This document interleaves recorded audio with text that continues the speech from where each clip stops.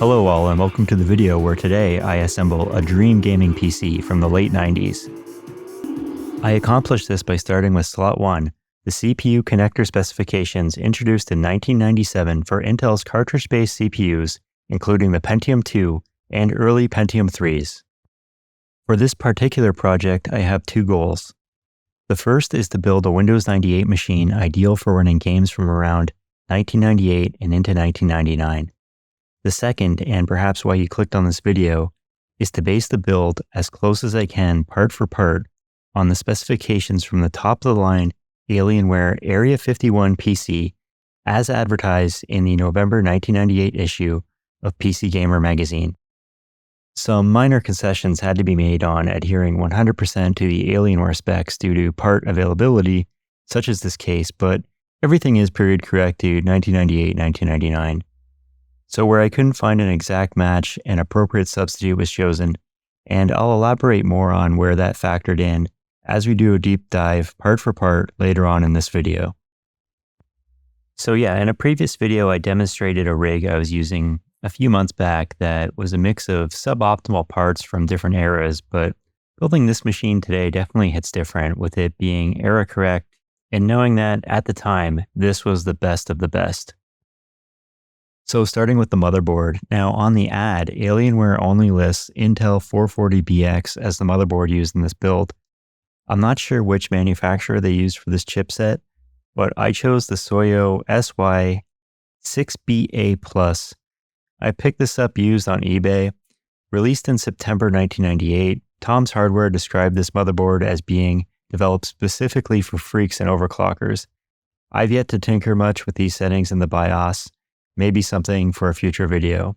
Now, here's where my first substitute comes in, and it is very insignificant. The ad calls for a 450 MHz Pentium 2, and well, I'm using a 450 MHz Pentium 3. Phil's Computer Lab did a video on this, and he found the difference is very slight in terms of gaming performance. It should only be about 1 FPS in most games in the Pentium 3's favor. The major difference, however, is the inclusion of the SSE instruction set, which isn't included with the Pentium 2 450. Now for the first part I'm going to connect, I'm using one stick of 128 megabyte PC100 SD RAM because surprise, surprise, this is what is used in the Area 51 build. And I'm going to leave the action sound on for this because, well, yeah, just listen to that crunch.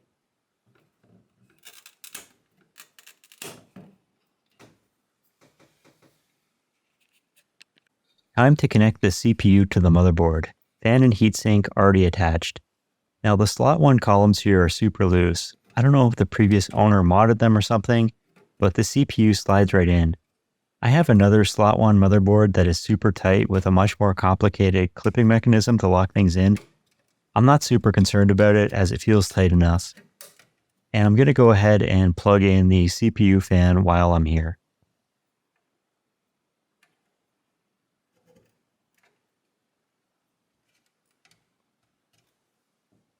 Now, I've already placed the case standoffs to match the placement with the screw holes on the motherboard. This particular case uses these sharp metal clips that feel a little cheap. I much rather prefer those little gold ones, but they do the trick. I'm actually surprised I got away without cutting myself.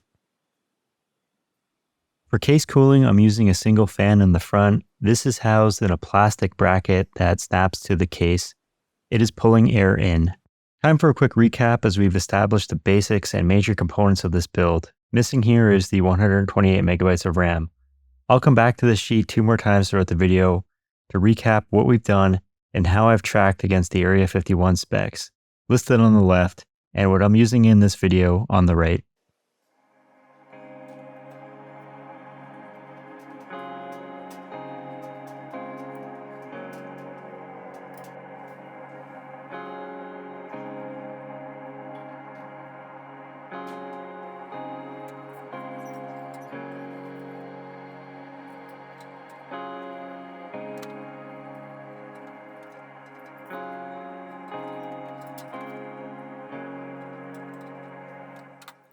Next, I'm using a 300 watt power supply.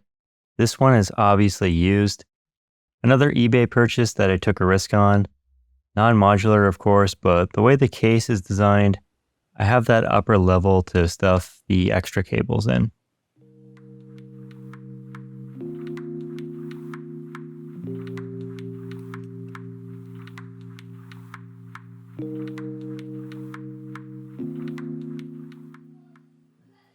Disk drive time, and starting with the hard drive, we're using a Seagate Metalist Ultra ATA with 10 gigs of storage. I've already partitioned and formatted with a fresh install of Windows 98 SE. And for the optical drive, no, it is not a CD-ROM, but a DVD-ROM drive. And we have a second generation Hitachi manufactured in July of 98. And I can only imagine how much this would have originally retailed for that early in the DVD lifecycle. 3.5-inch floppy, nothing special here. I'm using a Sony. And finally, we have a 100 meg internal zip drive. These were super popular in the period before USB flash drives, and they were much cheaper than a CD burner. You know, now that I think of it, Alienware should have just dropped the zip drive and the DVD drive and opted for a CD writable. But I guess they figured people wanted to watch DVD movies on their computer. So the placement of the drives is going to be hard drive up top, DVD, floppy, and then a zip drive way at the bottom.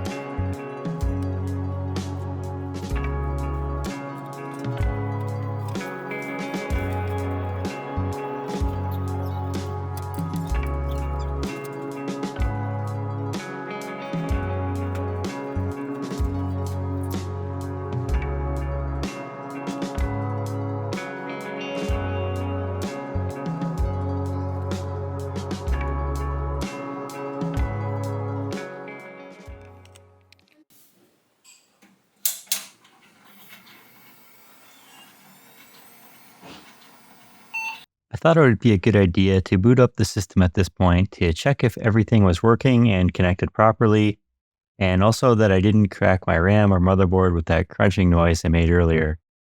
So I quickly threw in a video card and booted things up, and that single beep was what I was hoping for. All the lights are on, power switch works, drives are spinning and being detected, and with a successful boot of Windows, I'm feeling confident to proceed to the final portion of the build with the addition of the expansion cards. Quick recap time if you missed how we are tracking. Final list will be provided towards the end of the video. I highlighted in red where my build deviates from the spec list.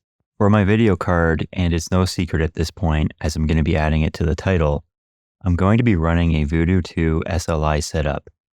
Therefore, this rig will require 3 video cards.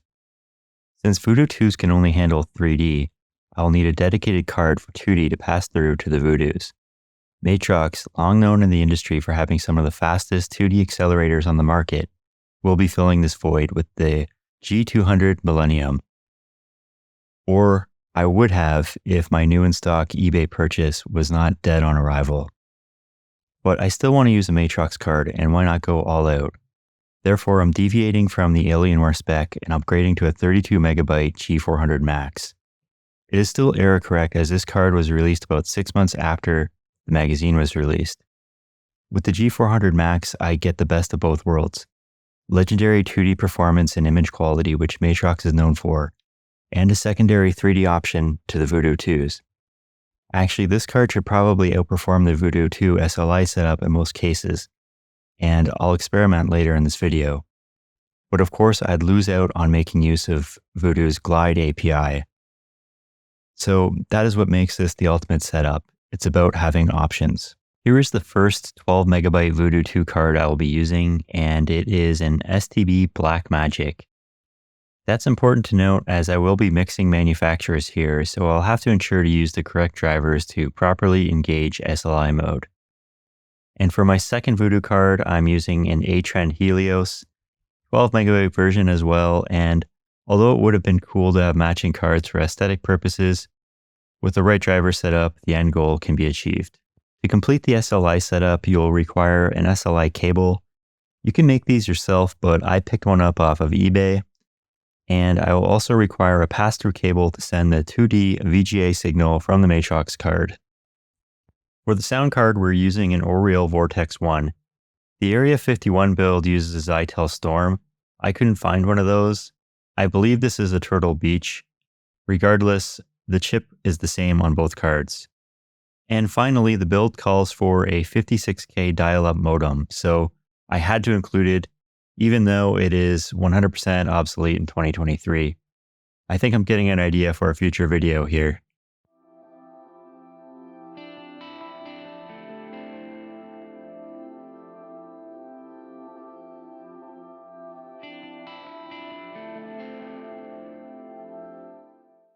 So for card placement, it's going to be Matrox in the AGP slot, then PCI Voodoo 2 and another Voodoo 2 connected with the SLI cable, Vortex 1, and finally the 56K modem down in an ISA slot.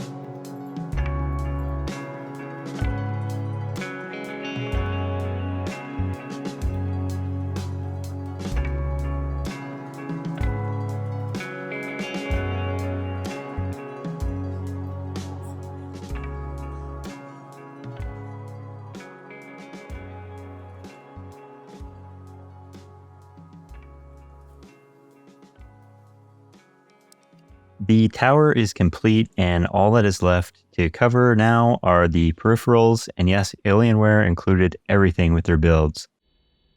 The build lists a 104 enhanced keyboard with no callout to the manufacturer. I'm using this Dell AT101W, which has 104 keys, black Alp switches. It's an amazing retro keyboard. For the mouse, the callout was for Microsoft 2-button mouse. I found this at Telemouse on eBay for rather cheap, new in stock, and it's bright white, no yellowing at all. It feels super solid. Now for game controllers, we have a Microsoft Sidewinder gamepad and Sidewinder Precision Pro joystick. Again, I found these used and in great condition. The Precision Pro even had the box with all the goodies left inside. Finally, we come to the speakers, and well, this is where I deviate the most from the Area 51 spec list. I had to shift down to the speakers chosen in the next build tier, which was called the Hivemind. So these are Altec Lansing ACS 48s. Very well reviewed at the time, great sound, subwoofer included. The reason I had to do this is because the Area 51 build included a gaming chair called the Intensor, which provided the speakers. I obviously couldn't find this thing, and it would have retailed for about $600 at the time, a significant chunk of that $3,700 total price tag, whereas the ACS48 would have been about $150. So I have all of my drivers installed already for my sound and video cards. I also went ahead and did the 56K modem. I used the latest driver for the Matrox to ensure I had good OpenGL support. Now, I mentioned earlier with the SLI setup, I have mixed cards from different manufacturers. I did have to ensure to use the appropriate fast Voodoo drivers. I'm using version 4.6. These can be found on Phil's Computer Lab website. And SLI has been detected, so a big thumbs up. CPU-Z Vintage Edition here, and everything is being reported as it should be.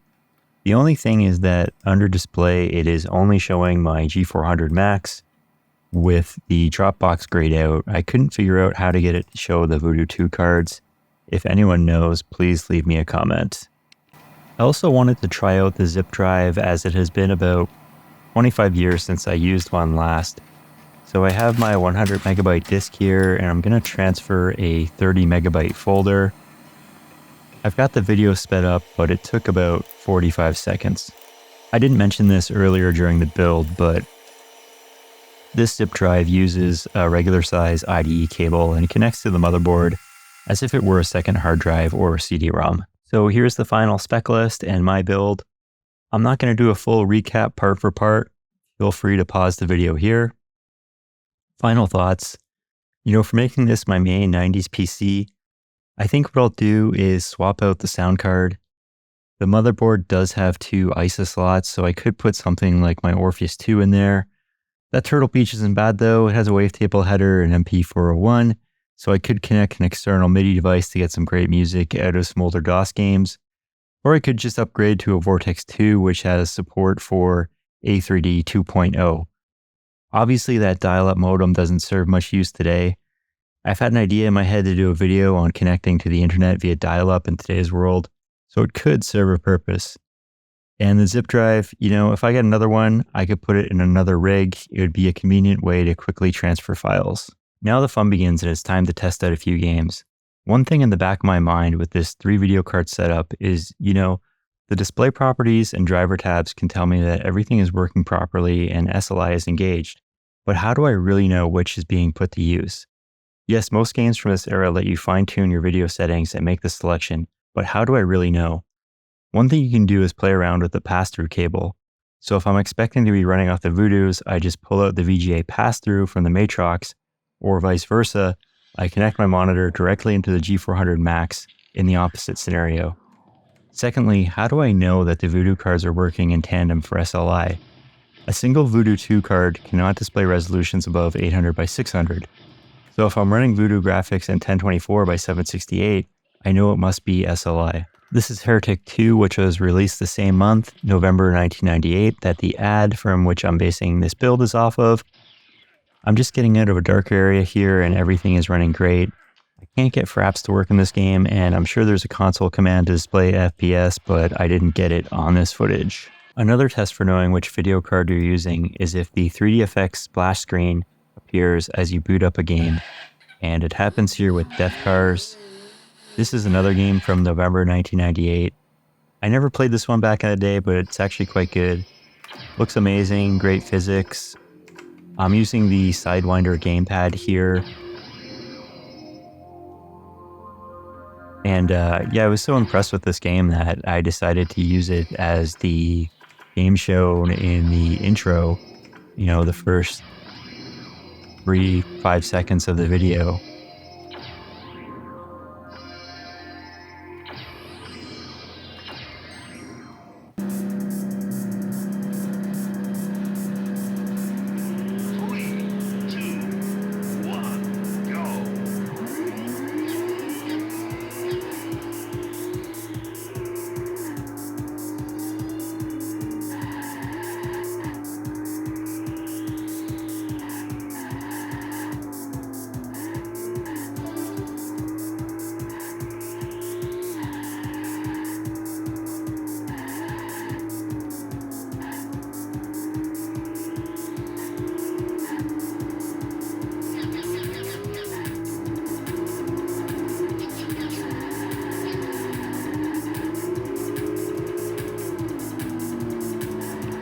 Blood 2 here released Halloween 1998 appropriately.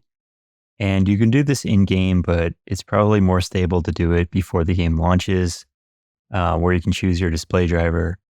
I have mixed feelings about this game. I love the humor and the art direction, but at the same time, the shooting physics aren't so great, and the game doesn't run well at all. Though I could probably spend a little bit more time dialing in, my graphical settings and resolution to really get it to work best with what I have.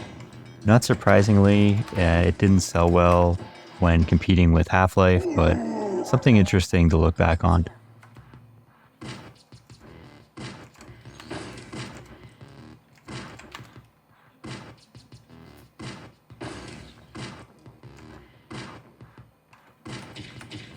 Make sure and visit our newly restored Egyptian exhibits during your stay. Today I witnessed the fall of the great betrayer.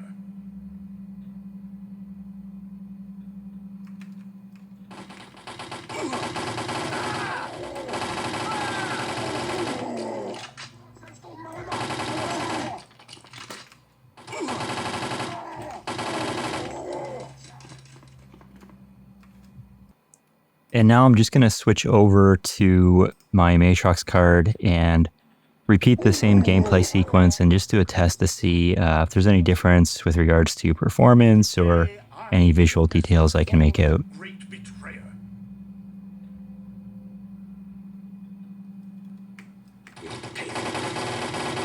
You son of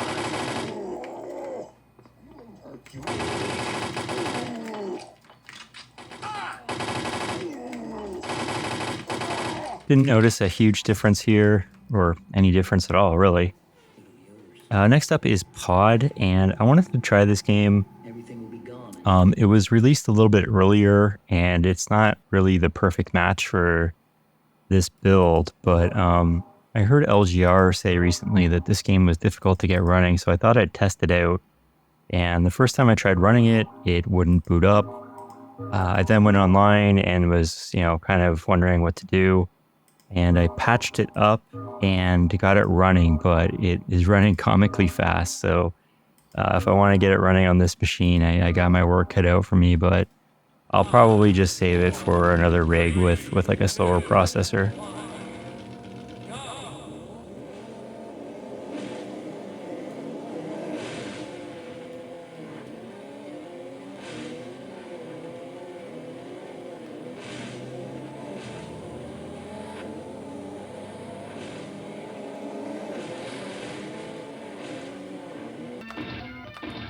You mentioned games like Heretic, Hexen, Doom 1, Doom 2, of course, are going to run just fine. You don't have to worry about any conflicts or things running too fast, and you can run them straight from Windows without any hiccups.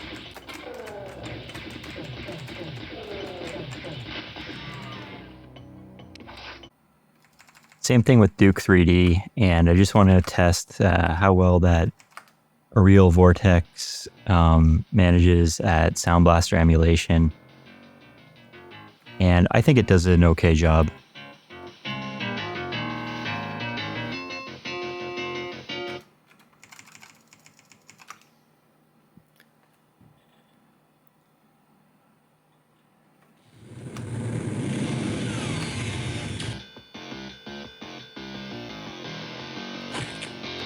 Let's rock. Damn, these those bastards are gonna pay for shooting my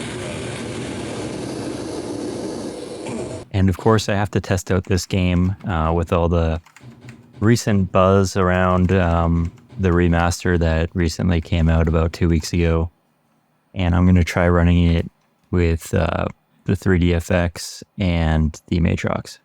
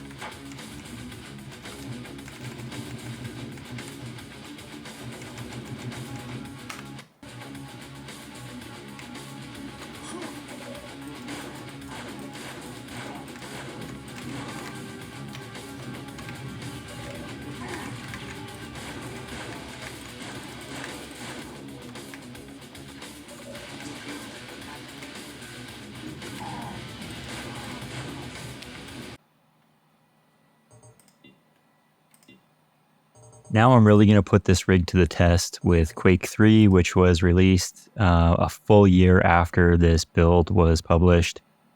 So, a full year in the 90s is equal to like 10 years by today's standards with the way that technology is moving now.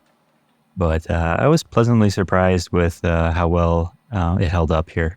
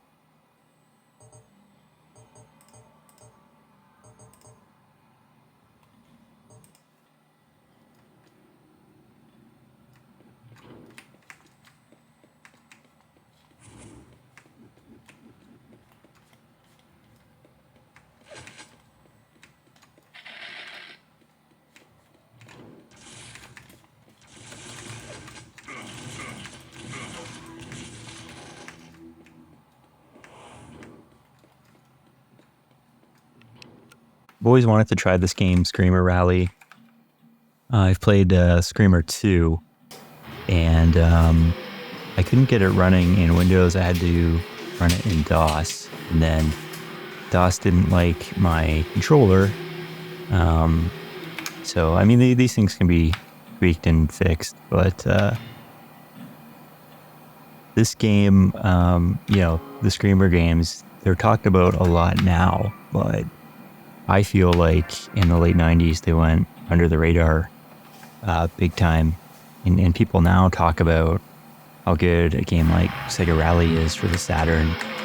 And, if everyone who praises Sega Rally would just give a game like this a chance, but it's on PC, and I don't want to get into a whole big, what's better, PC or console thing, but just some of my stream of consciousness thoughts.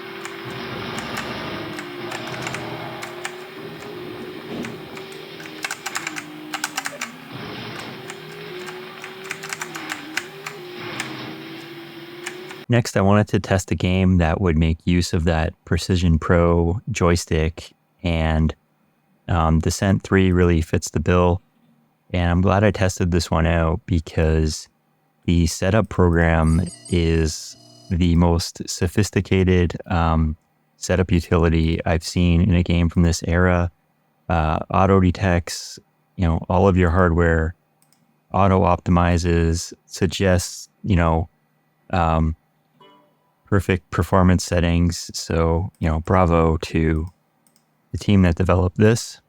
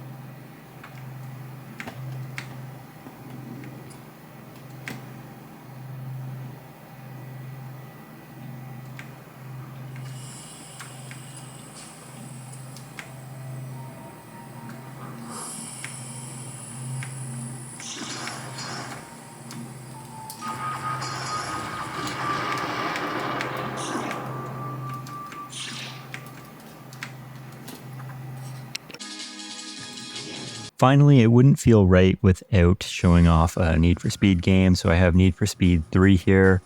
And surprisingly, or maybe not surprisingly, I couldn't get this game running just like vanilla. I had to download a modern, unofficial fan-made patch. And once I downloaded that and got things patched up, everything just ran perfectly. So yeah, I have my Lambo here and I'm ready to just about send off this video.